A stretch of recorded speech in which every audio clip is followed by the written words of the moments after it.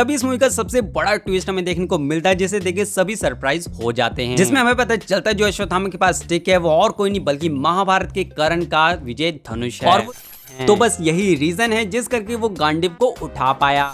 तो अगर आपने कल्कि 289 AD मूवी अभी तक नहीं देखी तो आप इस वीडियो को स्किप कर सकते हैं, क्योंकि इस वीडियो में इस मूवी की एंडिंग से लेकर पोस्ट क्रेडिट सीन तक डिटेल में बात करने वाला हूं। पर उससे पहले वीडियो को लाइक, चैनल को सब्सक्राइब कर लीजिएगा। तो जैसे कि आपने मूवी के सेकंड हाफ में देखा ही होगा, अश्वत्थामा और भैरवा की फाइट के बाद अश्वत्थामा सुमति को लेकर संभाला चले जाते हैं और वहां जाके संभाला के लोग सुमति को देखकर काफी खुश हो जाते हैं। पर संभाला के लोगों की खुशी ज्यादा देर तक टिक नहीं पाई, क्योंकि प्रभास इस लड़की की हेल्प से पूरी तरह से तैयार होकर संभाला एंटर कर जाता है और वहाँ पे पहुंचती भैरवा को जैसे ही मौका मिलता है वो सुमति को लेकर संभाला से निकलने का ट्राई करता है, पर उसके बीच में अश्वत्थामा आ जाते हैं और भैरवा को अश्वत्थामा पूरी तरह से वहां रोक देते हैं और इन दोनों के बीच में काफी तगड़ी फाइट हमें यहाँ देखने को मिलती है। और इस बार तो भैरवा पूरी तैयारी से यहाँ पे आया था, इस करके वो अश्वत्थामा को काफी तगड़ी टक्कर यहाँ पे देता है। पर इसी बीच यास्किन के लोग भी संभाल पर अटैक कर देते हैं और वो भी संभाला में एंटर कर जाते हैं। फिर हमें संभाला में एक बैटल भी देखने को मिलता है जिसमें संभाला के लोग हार भी जाते हैं। फिर इसके बाद जैसे ही मानस सुमति को लेकर जाने का ट्राई करता है तभी सुमति खाई में गिरने वाली होती है, पर वहीं अश्वत्थामा आकर उसे बचाने का तो ट्राई करते हैं, पर फिर भी अश्वत्थामा के हाथ से सुमति छूट जाती है। पर तभी वहाँ पे भैरवा आकर सुमति को बचा लेते हैं। फिर इसके बाद अश्वत्थामा भैरवा को पूरी तरह से चित